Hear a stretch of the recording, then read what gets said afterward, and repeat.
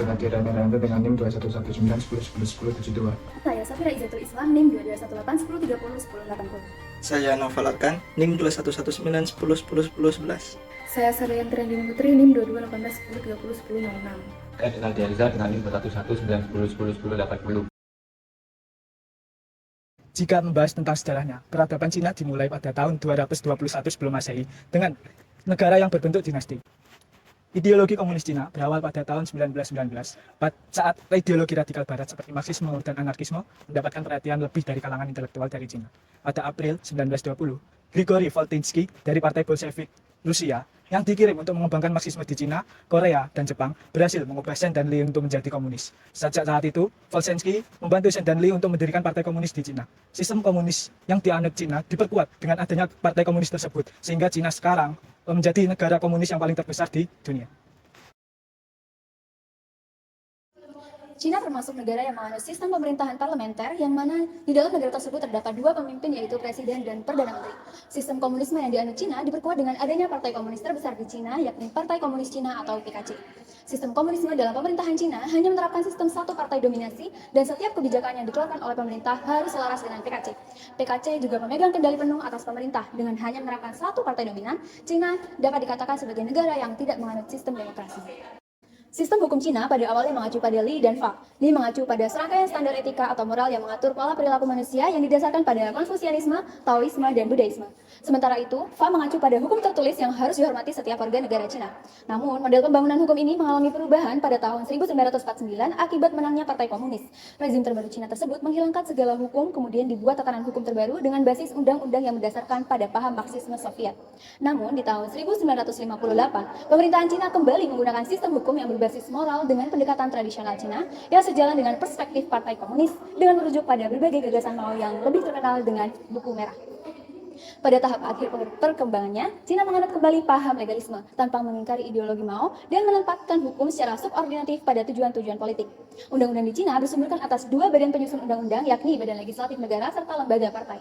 Terkait perihal tersebut, partai menjadi penentu isi dan negara sebagai penentu aturan perundang-undangan.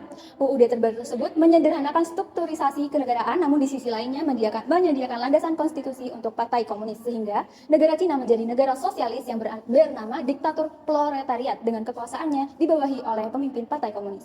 Pemerintah Cina di bawah pimpinan Xi Jinping telah menerapkan ideologi komunis ke berbagai aspek masyarakat dan budaya Cina. Ini mencakup doktrinasi media dan pendidikan untuk mempromosikan cita-cita komunis dan mengendalikan narasi, serta mendorong sinisasi agama dan menekankan patriotisme dan nasionalisme di antara orang Cina. Pada tahun 1966 sampai 1976 di bawah naungan PKC, Mao menjalankan beberapa sistem integrasi masyarakat, salah satunya adalah revolusi budaya. Salah satu kebijakan dalam sistem revolusi budaya kepada masyarakat Cina yakni untuk memiliki buku merah milik Mao untuk meningkatkan nasionalisme para rakyatnya yang di bawah ide komunis.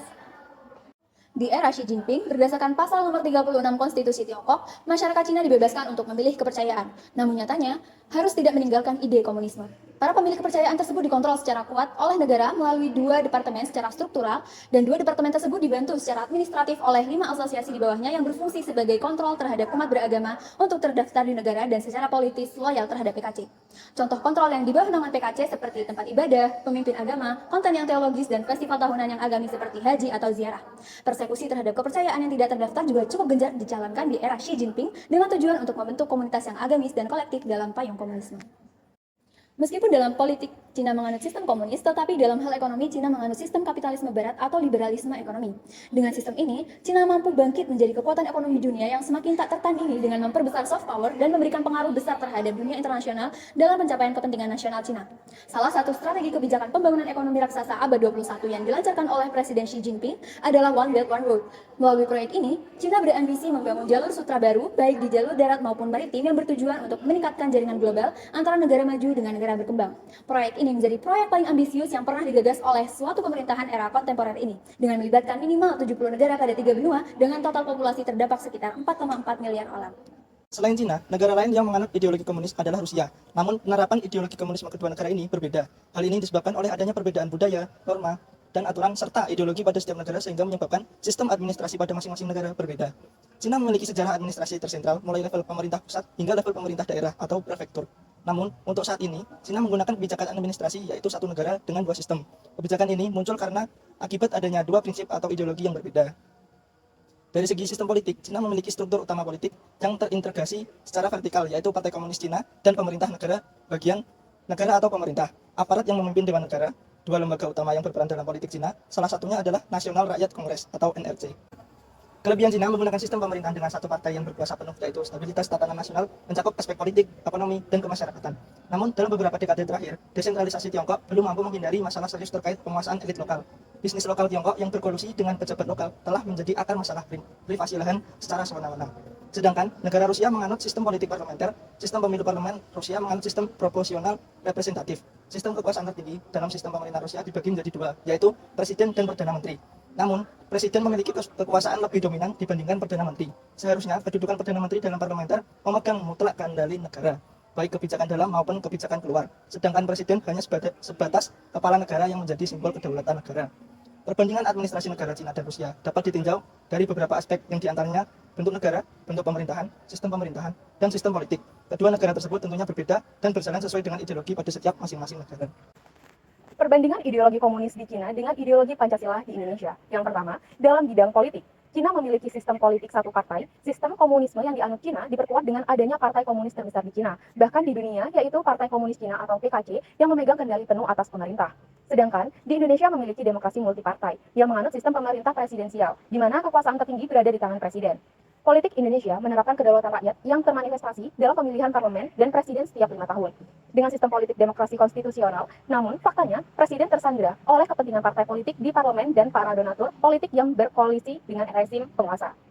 Yang kedua, pada bidang hukum. Cina memiliki sistem hukum sosialis yang didasarkan pada prinsip-prinsip Marxisme-Leninisme. Sedangkan di Indonesia memiliki sistem hukum yang berdasarkan campuran sistem hukum Islam, sipil, kebiasaan, dan hukum umum. Cina memiliki sistem hukum yang lebih terpusat, dengan mahkamah rakyat tertinggi di puncak hierarki pengadilan, sementara Indonesia memiliki sistem yang lebih desentralisasi dengan pengadilan terpisah untuk bidang hukum yang berbeda. Yang ketiga yaitu pada bidang sosial dan budaya, yang mencakup penggunaan media dan pendidikan untuk mempromosikan cita-cita komunis dan pengendalian narasi, serta mendorong sinisasi agama dan menekankan patriotisme dan nasionalisme di antara orang Cina. Sedangkan di Indonesia memiliki budaya individualis dengan kebebasan berekspresi dan pers lebih besar. Cina memiliki sejarah panjang yang menekankan rasa hormat terhadap otoritas dan hierarki, sementara Indonesia memiliki sejarah yang panjang dari Hindu, Buddha, dan Islam, yang menyoroti kesetaraan dan keadilan sosial. Secara keseluruhan, Cina dan Indonesia memiliki ideologi yang berbeda, yang membentuk praktik sosial dan budaya mereka. Sementara, Cina memiliki pendekatan yang lebih otoriter dan kolektivis. Indonesia memiliki lebih liberal dan beragam pendekatannya. Bidang yang keempat adalah bidang agama. Negara Tiongkok memiliki kebebasan dalam kepercayaan keagamaan, namun tidak meninggalkan ide komunisme. Para pemilik kepercayaan dikontrol secara kuat dengan tujuan membentuk komunitas yang agamis dan kolektif dalam payung komunisme. Sementara di Indonesia, agama memainkan peran penting dalam masyarakat dan politik dengan agama Islam. Penerapan ideologi Pancasila dalam beragama sesuai dengan sila pertama. Pancasila, yaitu mengakui 6 agama resmi dan menjamin kebebasan beragama dalam konstitusi meskipun masih ada kasus intoleransi dan diskriminasi di Indonesia. Bidang yang terakhir yaitu bidang ekonomi. Cina menganut sistem kapitalisme barat atau liberalisme ekonomi dengan pendekatan yang lebih terpusat dan sosialis. Sementara Indonesia memiliki sistem ekonomi campuran yang menggabungkan unsur-unsur kapitalisme, pasar bebas, dan interferensi pemerintah. Pengelolaan sumber daya alam juga menjadi sumber dan jaminan pemerintah untuk bisa mesejahterakan rakyat. Jadi, dengan demikian, sistem pemerintahan di Indonesia berdasarkan Pancasila pada dasarnya sama dengan prinsip negara demokrasi, yaitu dijalankan berdasarkan prinsip kedaulatan di tangan rakyat atau kedaulatan hukum. Sedangkan ideologi di negara Cina diterapkan sesuai aturan tetapi tetap dengan pemahaman komunisme.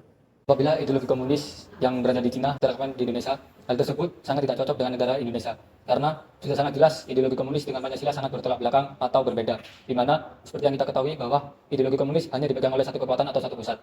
Sedangkan Pancasila tidak memaksakan masyarakatnya akan satu kekuatan.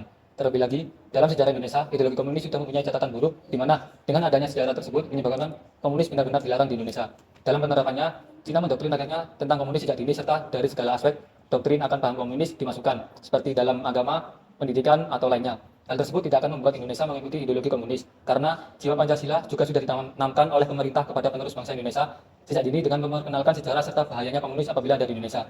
Akan sangat berbahaya jika paham komunis diizinkan kembali di Indonesia.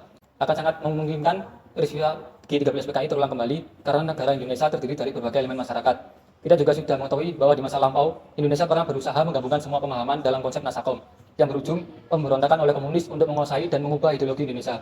Dan menurut kami, keputusan Pancasila sebagai ideologi Indonesia merupakan pilihan yang tepat karena semua cita-cita dan tujuan masyarakat Indonesia ada di dalam Pancasila. Kita tidak dapat meniru ideologi komunisnya, akan tetapi kita dapat menjadikan Cina sebagai patokan atau pandangan dalam hal ekonominya.